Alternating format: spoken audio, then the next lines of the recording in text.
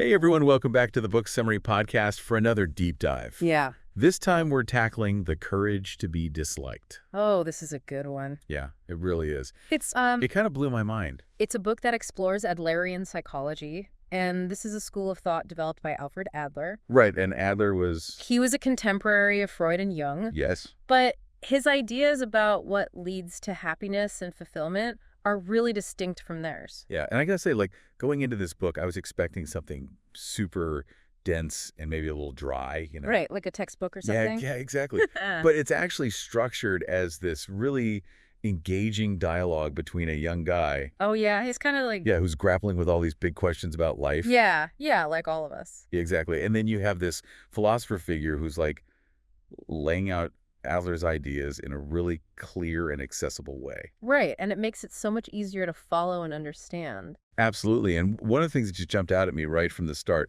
was this really radical idea that we are not prisoners of our past. Right. It's like so empowering, right? Yeah, it is. It's like this huge sigh of relief. Adler says anyone can change and find happiness regardless of their background or what they've been through. Yeah, and that's a pretty bold statement, especially compared to some other schools of psychology that put a lot of emphasis on how our early experiences shape us. Right. Like everything goes back to childhood. But Adler, he takes a different approach. He focuses on something called teleology. Okay, now teleology, that's a new one for me. Yeah, it's not a word you hear every day. So break that down for me. So teleology basically means that we are driven by our current goals and aspirations. Okay, so not by the baggage of our past. Exactly. It's about where we're headed, Yeah. not where we've come from. Oh, I like that it's like looking through the windshield instead of the rearview mirror. Yeah, perfect analogy. And the book uses this really great example to illustrate this idea. It talks about this young man who's become a total recluse. Oh, God. Right, it's a sad story. Yeah. So what's going on with him? So he dreams of having a job, a social life, all the things that most young people want. Right. But he's completely crippled by anxiety, and he just stays locked up in his room all day. That's heartbreaking. It is. And a traditional therapist, they might try to dig into his past to figure out, what caused this anxiety. Yeah, like some sort of traumatic event or something? Exactly. But Adlerian psychology, it flips the script. It suggests that this man is actually choosing to stay inside. Wait, hold on. Choosing to be miserable. Now, it might not be a conscious choice, right? Oh, okay. But it's serving a purpose on some level. Maybe it's protecting him from the perceived dangers of the outside world or the judgments he fears from other people. So it's like his anxiety is actually a coping mechanism in a way. Yeah, it's a way of dealing with his fears, even if it's not a very healthy one. Okay, I can see how some people might push back on this idea. Yeah. It's not easy to accept that even our anxieties might be choices in some way. Right? It can feel like we're blaming the victim, but that's not the point at all. It's about recognizing that we have more agency than we often realize, even if we don't fully understand why we're making certain choices. And this is where the idea of lifestyle comes in, right? Yeah, exactly. That's a central concept in Adlerian psychology. So what exactly does lifestyle mean in this context? It's basically the set of beliefs and behaviors that we develop that shape how we interact with the world. It's kind of like our operating system, Oh, yeah. Okay, got that. And Adler's point is that we choose our lifestyle, even if we're not aware of it. And just like we can choose to install a new app on our phone, we can choose to change our lifestyle. So if I'm feeling stuck or unhappy or just generally dissatisfied with my life, I can actually choose a different way of being. That's the idea. And that's where the courage part of the book's title comes in. Right, because change is scary. It is. It takes guts to step outside of our comfort zones and challenge our beliefs about ourselves and the world. Absolutely. Yeah. And one of the things that really struck me while I was reading this book was this incredibly bold statement that Adler makes. He says, all problems are interpersonal relationship problems. Whoa. Like, wait a minute, all problems, even the ones that seem completely personal. Right. I know it sounds extreme. But he's basically saying that even issues like anxiety, lack of self-worth, even fear, all stem from how we perceive ourselves in relation to others and our place in the world. So it's like our relationships become this mirror reflecting back our inner world. Yeah, that's a good way to put it. Yeah. And the book gives this really relatable example of a woman who's terrified of blushing. Oh, yeah. She's convinced that it's this awful flaw that makes her look weak or incompetent. Right, and she avoids social situations because of it. But from an Adlerian perspective, Her fear isn't really about the physical act of blushing. It's deeper than that. Yeah, it's about her fear of judgment, her fear of what other people will think of her. Exactly. It's about how she perceives herself within the context of her relationships. So it's not the blush itself, it's the meaning she's attaching to it. Exactly. And this ties into Adler's belief that this constant desire for recognition from others can actually be a trap. Wait a minute, now hold on. Isn't it natural to want to be liked and accepted? Oh, of course it is. It's a basic human need. Right. But when we're constantly seeking approval from others, we end up giving them way too much power over our lives. So we're letting them dictate our worth. Yeah, and we become afraid to be our authentic selves, afraid to speak our minds, afraid to disagree because we're so worried about what people will think. So instead of living for ourselves, we end up living for other people's expectations. And that's where Adler introduces this really powerful concept, the separation of tasks. Okay, I got to say, that phrase really grabbed my attention. What's the separation of tasks all about? It's about understanding what is our responsibility and what isn't. Okay. We are responsible for our own actions, our own choices, but we can't control how other people react to them or what judgments they make. So it's about setting boundaries in a way. Exactly. And the book uses this great example of parents constantly nagging their kid to study. Oh, man, every parent listening right now is like, yeah, I've been there. Right. It's a classic struggle. Mhm. But Adler would say that studying is ultimately the child's task. Right. The parent's anxiety is understandable, but by constantly intervening, they might actually be undermining the child's sense of autonomy and responsibility. So instead of nagging, Right. which, let's be honest, usually doesn't work anyway, Right. the parent could focus on creating a supportive environment and encouraging their child's own intrinsic motivation to study. Yeah, and this idea of the separation of tasks, it extends to all sorts of relationships, not just parents and children. Right. When we're trying to control how other people perceive us, we're giving them way too much power over our own happiness. So we end up walking on eggshells all the time. Yeah, and that brings us right back to the courage to be disliked. Right. If we can release that desperate need for everyone to like us, we can finally start showing up as our authentic selves. That's so freeing. It is, and it leads us to another crucial piece of the Adlerian puzzle, community feeling. Okay, so we've talked about choice, we've talked about relationships, Yep. now we're getting into community feeling. What's that all about? Community feeling is this profound recognition that we are all interconnected, that we belong to something larger than ourselves. Okay. It's seeing others as comrades, not competitors, Oh, yeah. and feeling a sense of belonging to a greater whole. I like that. It even expands to include the entire universe. Whoa, that's getting pretty cosmic. It is, but it's a powerful idea. It's like shifting from a me versus them mentality to a we're all in this together kind of perspective. Yeah, and that feels so relevant right now with all the division and polarization we see in the world. It really does. It's like the antidote to all of that. So how do we actually cultivate this sense of community feeling? Well, that's a question we're going to explore further in part 2 of our deep dive. Oh, I can't wait. So make sure you hit that subscribe button so you don't miss it. Absolutely. We've only just scratched the surface of the courage to be disliked, but I already feel like my mind is blown wide open. Yeah, it's a powerful book. We'll be back next time to unpack even more of Adler's groundbreaking ideas. So stay tuned. All right, so welcome back to our deep dive into the courage to be disliked. Yeah, we left off last time talking about this really big idea of community feeling.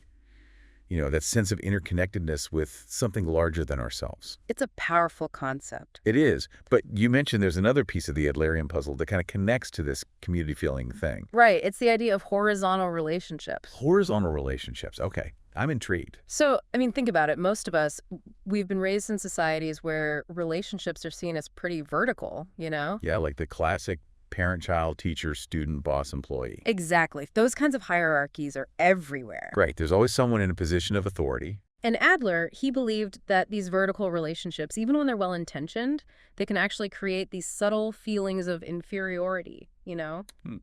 So instead of empowering us, they can actually make us feel less than. Yeah, and he advocated for something totally different, horizontal relationships. Okay, horizontal relationships. So how do those work? How are they different? Well, in a horizontal relationship, it's all about equality and mutual respect.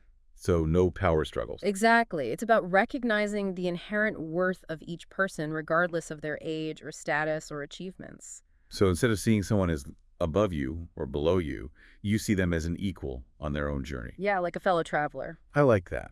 Okay, so that sounds great in theory, but how does this actually play out in real life? Well, one example that the book gives is the idea of praise. Praise. Now, how can praise be a bad thing We're always told to praise our kids and stuff. Right, it seems counterintuitive, but Adler was actually pretty critical of praise. Really? Why? Because he believed that even positive judgments can be a subtle form of control, you know? So it's like we're imposing our own values on someone else. Yeah, exactly. And it can actually create a dependence on external validation. Oh, so instead of developing their own internal compass, the person being praised might become fixated on pleasing others. Right, and that takes us further away from that sense of equality and mutual respect that's so important for horizontal relationships. So what's the alternative to praise then? What did Adler suggest? He emphasized the power of encouragement. Encouragement. Okay, so what's the difference? Encouragement is about recognizing effort and progress, not just outcomes. So it's about appreciating someone's intention rather than just focusing on the end result. Exactly. It's about saying, hey, I see you trying. I appreciate your effort. Okay, so it's more about the process than the product. Right. And it shifts the focus from judgment to appreciation. I like that. And I can see how that would foster a sense of partnership and shared responsibility. Right. And that aligns perfectly with the idea of horizontal relationships. Okay, so we've talked about choice relationships, community feeling, horizontal relationships. But I'm still wondering, where does happiness fit into all of this? What does Adler have to say about actually finding happiness? Well, Adler's view of happiness is just as radical as his other ideas. He believed that happiness is not some far-off destination, like something you achieve when you get all the right things. So it's not about getting that promotion or finding the perfect partner or buying that dream house. So those things might bring temporary pleasure, sure. But for Adler, true happiness is about feeling useful. Useful. It's about knowing that you're making a positive impact on the world around you. So it's not about what you get out of life, but what you give back. That's a great way to put it.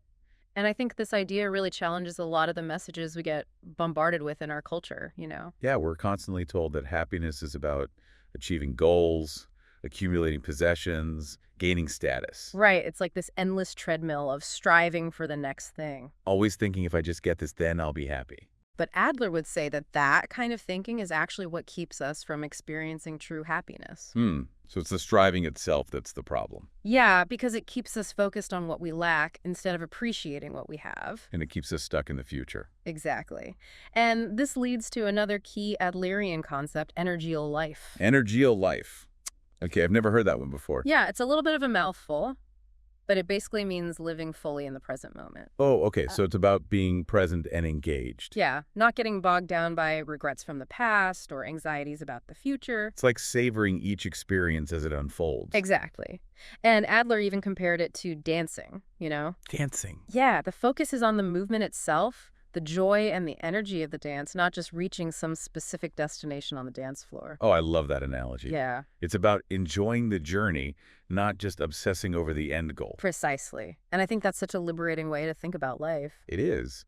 But it's definitely a challenge, especially in our fast-paced, always-on culture. For sure. Mm. But I think it's worth striving for. Absolutely. Okay, so we've covered a lot of ground here. We've talked about the power of choice, the impact of relationships, the separation of tasks, this mind-blowing idea of community feeling, and now this concept of energial life. And there's still more. Yeah, we're just getting started. There's a whole other layer of Adlerian wisdom that we're going to unpack in part 3. Well, we're going to dive into some really practical stuff like how to build self-acceptance, cultivate confidence in others, and find that sweet spot of contribution. Oh, this is good stuff. I can't wait. Mm-hmm. So make sure you hit that like button and subscribe to the channel so you don't miss the final part of our deep dive into the courage to be disliked. It's going to be good. Welcome back, everyone. It's time for the final part of our deep dive into the courage to be disliked. Yeah. And I got to say, this book has really given me a lot to think about. Yeah, it's one of those books that kind of stays with you, It really does. Yeah. And in the last 2 parts, we've explored some pretty big ideas like the power of choice, the importance of horizontal relationships, and this whole concept of finding happiness through contribution. Right. We've covered a lot of ground. But as we wrapped up part 2, I was left with this question. What about all the things in life that we just can't control? Yeah, the curveballs. Exactly. Yeah. Like, what about those unexpected setbacks, the losses, the disappointments, all that stuff that just happens sometimes? Right, life can be tough. They can. And does Adlerian psychology have anything to say about how to deal with those tough times? It definitely does. Adler didn't shy away from the reality of suffering. He acknowledged that life can be painful. Right, it's not all sunshine and rainbows. Exactly. But he also believed that even in the midst of those challenges, we can still find meaning and purpose. Okay, so it's not about denying the pain or pretending everything is okay. No, not at all. It's about finding a way to navigate those challenges without losing hope. And that's where he introduces this idea of giving meaning to seemingly meaningless life. Okay, now that sounds a little bit like a paradox. How can we give meaning to something that seems utterly meaningless? Well, Adler believed that life itself doesn't come with any inherent meaning. Right. know? So it's not like there's some grand plan we're supposed to figure out. Right, it's up to each of us to create our own meaning, to find our own unique purpose. So we have the power to choose how we interpret our experiences. Exactly. And that can be really empowering, especially when we're going through tough times. Yeah, because it's easy to fall into that victim mentality, feeling like life is just happening to us. But Adlerian psychology encourages us to shift our perspective, to look for the opportunities for growth and learning, even in those difficult moments. So instead of asking, why me, we can ask, what can I learn from this? Yeah, exactly. And one way to do that is to focus on what we can control. Right, that reminds me of the separation of tasks idea. It's a similar principle. Yeah, because we can't control the external events, but we can control our reactions to them. Right, our thoughts, our feelings, our behaviors, those are all within our control. So even when circumstances are really tough, we still have a choice in how we respond. And that's where courage comes in. Right. It takes courage to face those challenges head on and to choose a response that's empowering rather than defeating. Exactly. And it also takes courage to let go of the things we can't change. That's tough sometimes. It is, but it's essential for finding peace and moving forward. Okay, so we're starting to see how Adlerian psychology can help us navigate the inevitable challenges of life. But I'm curious about the bigger picture, What about finding that overall sense of purpose and meaning in life? Well, Adler believed that the most profound sense of purpose comes from contributing to something larger than ourselves. So it's not just about our own personal happiness. No, it's about connecting to something bigger, something more meaningful. Like making a positive impact on the world. Exactly. And when we shift our focus from ourselves to others, that's where we find true fulfillment. It's like that sense of belonging and purpose that we all crave. Yeah, and it doesn't have to be some grand, heroic act, Right, it can be something small. Exactly, like helping a neighbor, volunteering in your community, even just doing your job with integrity and care. It's about those everyday acts of kindness and contribution. Right. And when we start to see our lives through that lens, even the most mundane tasks can take on a new meaning. This is so inspiring. Yeah. I'm starting to see how all these pieces fit together. Yeah. Self-acceptance, confidence in others, contribution to the greater good. It's like a recipe for a fulfilling life. It is. And it all starts with that first step, the courage to be disliked. Right, that willingness to let go of the need for constant approval and to embrace our true selves. And to trust that even if some people don't like us, we are still worthy of love and belonging. That's a powerful message. And I think it's something we all need to hear. Absolutely. Well, this has been an incredible deep dive. I feel like I've learned so much about myself and about what it really means to live a good life. And to all of you listening out there, I highly recommend checking out The Courage to Be Disliked for yourself. It's a book that will challenge you, inspire you, and maybe even change your life. And if you enjoyed this deep dive, make sure to hit that like button and subscribe to the Book Summary Podcast for more explorations of life-changing books and ideas. Until next time, keep learning, keep growing, and keep embracing the courage to be yourself. Thanks for joining us.